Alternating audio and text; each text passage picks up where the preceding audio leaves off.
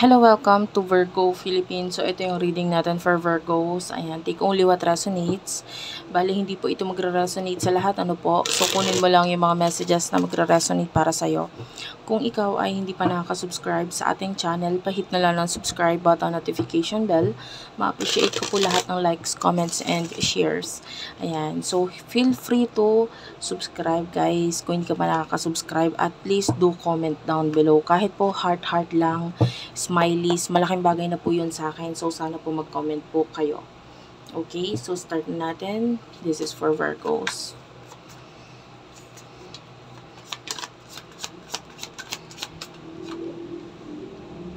Six of Cups, Five of Cups, Eight of Cups.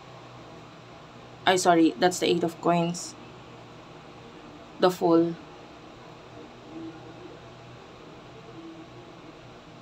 Kunin ko lang guys yung mga kakailanganin kong card ha. The Emperor is here.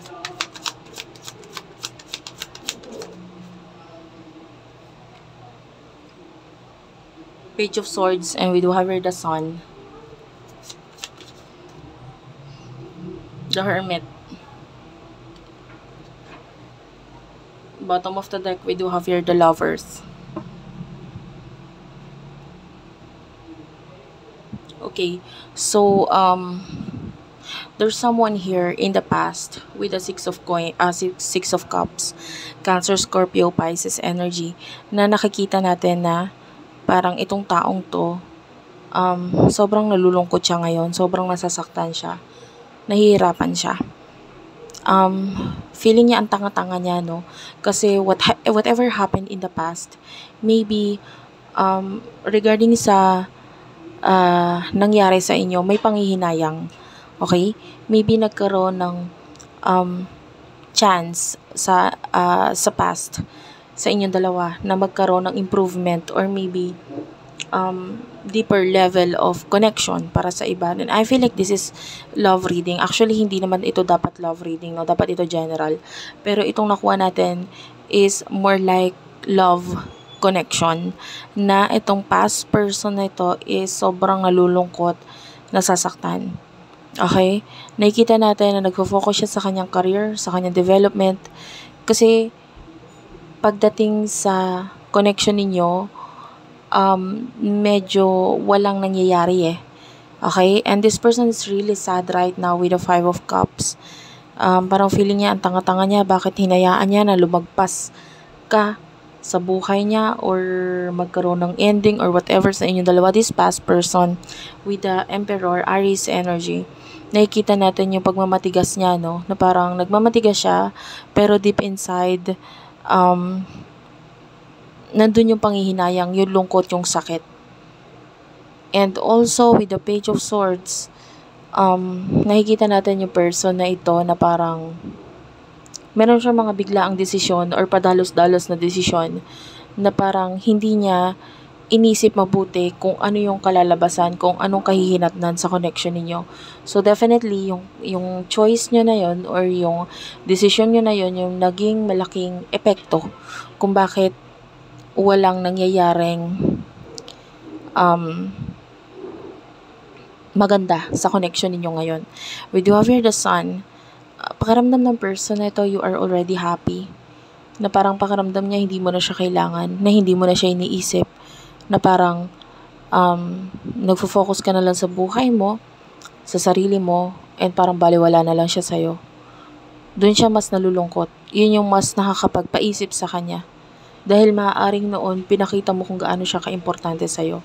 Maaaring noon, nag-effort ka sa kanya. And maaaring noon, ipinakita mo kung gaano siya kahalaga sa'yo. And dahil wala na lahat ng yun, na-realize ng person na ito na nagkamali ako. With the Hermit energy, Virgo, this could be dealing your could be dealing with the same sign, which is a Virgo. And eto pwede magkapalit-palit ang roles, guys. So this could be you for some of you. And nakikita natin dito kung akala mo baliwala siya sa'yo, no? Parang nananahimik lang, yun ay dahil hindi niya rin alam kung paano magsasalita. Hindi niya rin alam kung paano ibabalik ang communication, ang connection. Dahil sa totoo lang, alam naman niya yung mga bagay na nangyayari sa inyo ngayon at alam niya kung alin yung hindi niya dapat gawin, kaya nananatili siyang nananahimik na lang. And for what I can see here with the lovers, maybe there's a new connection for you. And nakikita natin na natatabunan nito kung ano man yung mga masama or pangit na nangyari sa past connections mo. And for now, I can see success and happiness with the 9 of Cups regarding dito. Nakikita natin nagiging masaya ka or maybe nagkakaroon ng malaking pagbabago sa connection or sa situation mo ngayon. With the 5 of Swords, I feel like whatever happened in the past, natapos na yon and natanggap mo na yon. Okay? So, kung ano man yung situation mo ngayon with regards to love, this is something new. Okay? With the Ace of Wands. And nakikita natin yung happiness, yung success, and malaking pagbabago sa'yo. And maybe, you're no longer thinking about this past person. Kasi nakalayo ka na eh. Nakaalis ka na. There's freedom here with the 8 of Wands. And now, you're focusing on yourself, focusing on your future, sa mga pangarap mo, nandun na yung focus mo. And what will happen in the near future for you?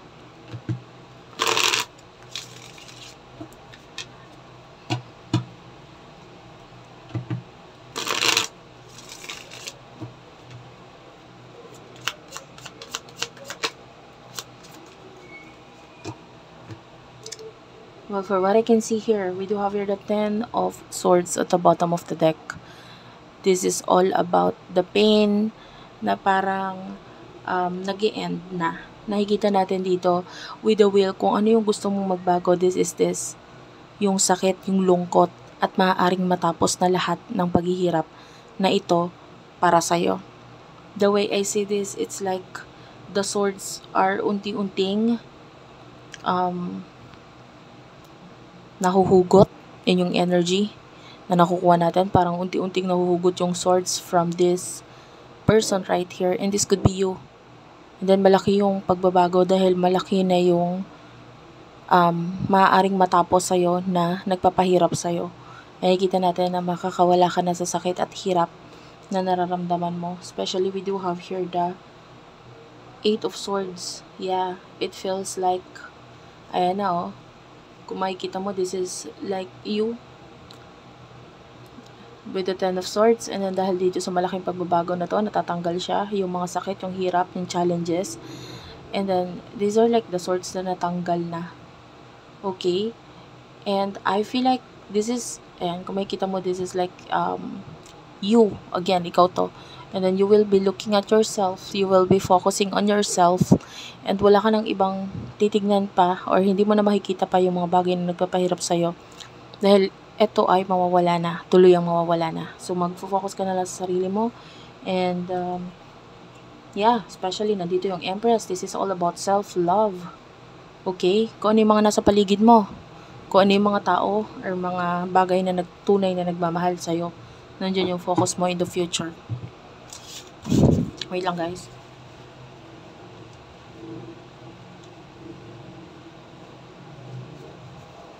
Okay. So, itong mga cards na lumabas, this is for your future. You do have the 7 of Cups, the 10 of Pentacles, the Palace of Coins, the 6, this is the 4 of Coins. Nakikita natin ngayon medyo pwedeng nagkakaproblema ka regarding pag-iipon, no? In the future, mangyayari yan. Makakaipon ka.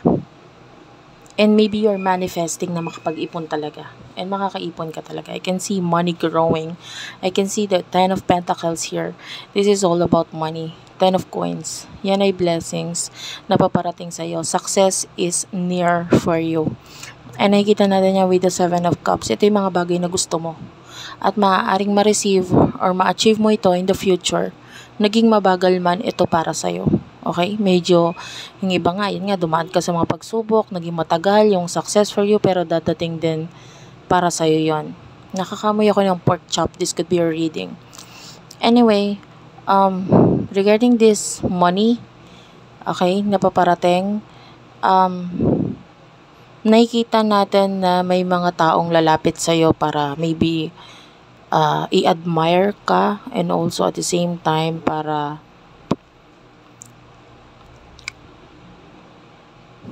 I feel like these are people na may inggit or very toxic people. Itatry nila yung best nila na makalapit sa'yo. Okay? So, be very careful. Nakikita naman natin hindi ka open eh. Meron kang distance. Maybe hinahayaan mo sila na lumapit or makapag-usap sa kanila, pero alam mo kung hanggang saan lang. Nilalagyan mo yung sarili mo ng hangganan kung paano ka makikipag-connect sa mga tao, sa mga kaibigan. Okay? Dahil maaaring alam mo na yung possible mangyari just in case magiging malambot ka na naman or magiging vulnerable ka. So, napakaganda nun kasi alam mo kung paano mo paproteksyonan yung sarili mo by not being too open sa kanila. Okay? So, since love reading yung nangyari, kukuha din ako ng future for your love, which is sa money. Maganda na yung sinasabi natin, makakaipon ka. I can see you na may mga, I can see honey, you know. So, the honey is napaka sweet niyan eh. Okay, honey is a sweet food, diba? And katulad ng isang honey, maybe you are the bee, diba? Pinaghirapan mo yun eh. Bago ka makagawa ng honey or masarap na buhay para sa'yo, pinaghirapan mo yun. And many would try na kunin yun sa'yo. No? Will try. Maaaring noon may mga nag-try na, pero dahil sa galing mo, yun yung hindi nila mananakaw sa'yo. Diba? Nakuha man sa yung iba na scam ka man in the past, nagkaroon man na problema in the past, nalugi ka man in the past, pero hindi nila nakuha yung talento mo, yung galing mo, yung diskarte mo. So, kayang-kaya mo pa rin gumawa ng honey, ng katulad ng isang bubuyog. Diba? Kayang-kaya mo pa rin gumawa ng honey. Dahil hindi naman nila nanakaw yung mismong talento mo, yung galing mo kung paano mo ginagawa yon. Nagigets mo yon. So, magiging masarap at masarap ang buhay mo in the future. Dahil nasa sayo mismo yung sikreto. Hindi sa honey. You know? And,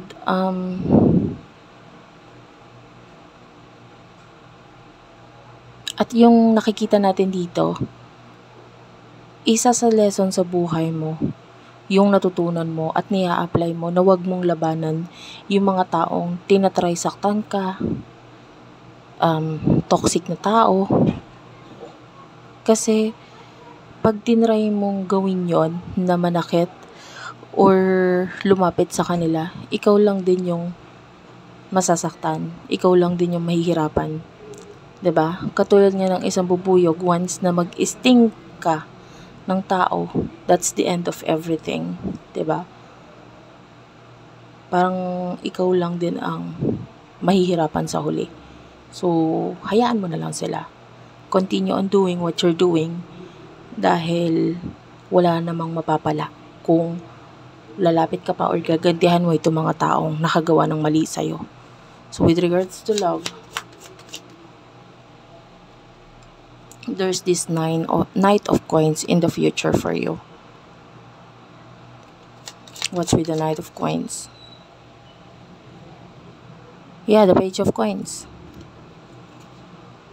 5 of Coins.